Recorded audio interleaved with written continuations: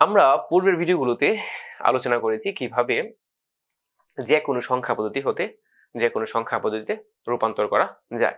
আর আজকে আমাদের আলোচ্য বিষয় হবে সাইন নাম্বার নিয়ে।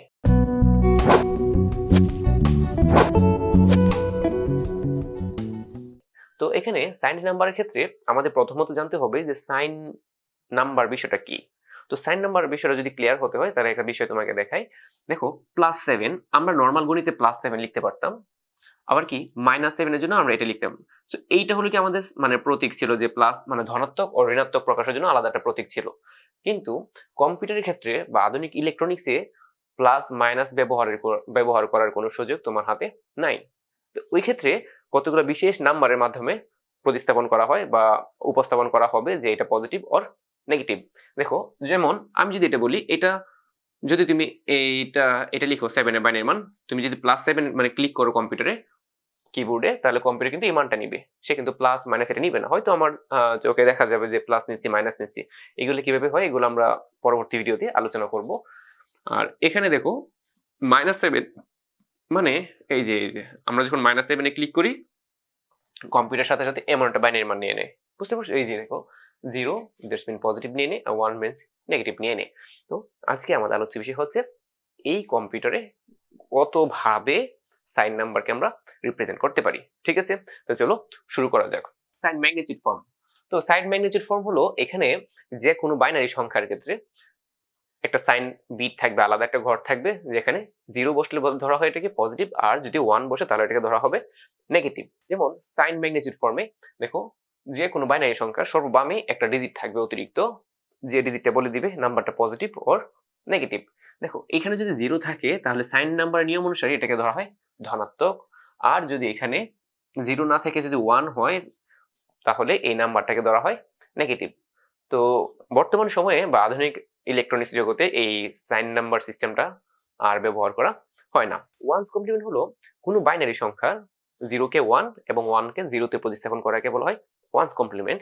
দেখো সহজ বিষয়, ধরো যে আমি তোমাকে বললাম এর বাইনারি মান কত, 17 বাইনারি মান কত হবে?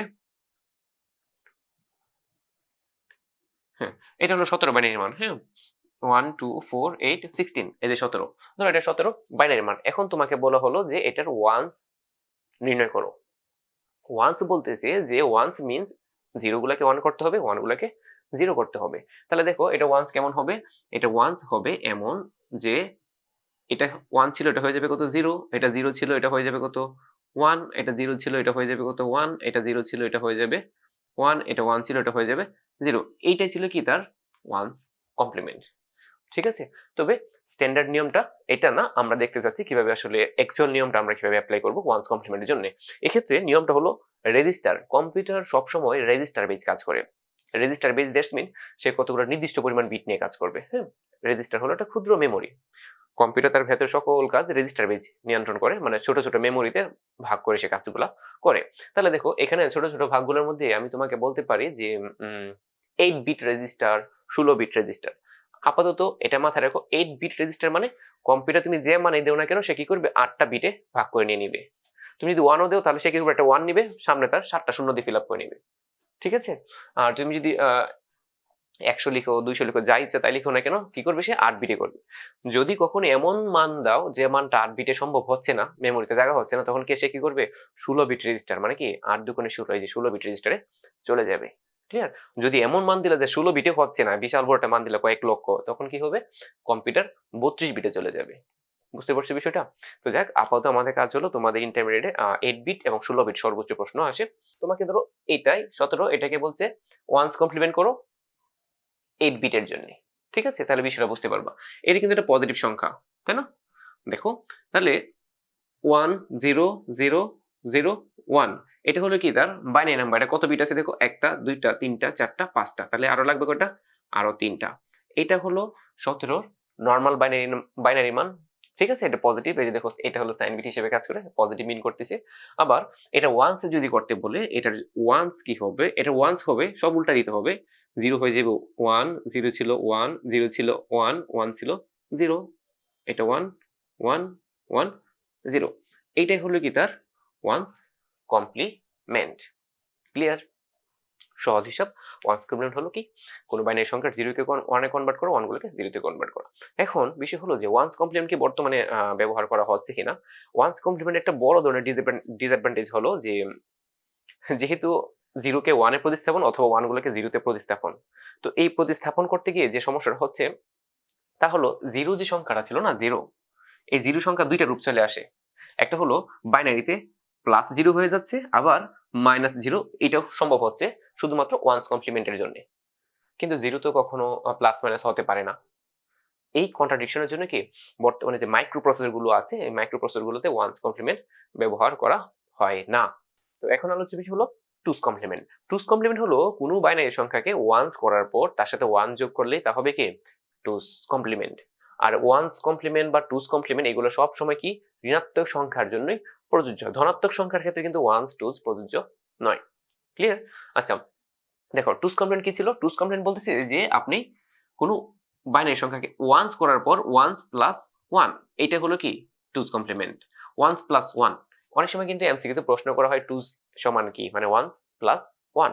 তাহলে এই যে 17 যে লেখাটা ছিল এটা যদি আমরা 2's করি তাহলে কি হবে, আমরা 8 বিটের জন্য 2's করব। ওকে দেখো তাহলে 17 এর বাইনারি মান কত আসতেছে, আমাদের এখানে লেখা ছিল যে 0 0 0 1 0 0 0 1।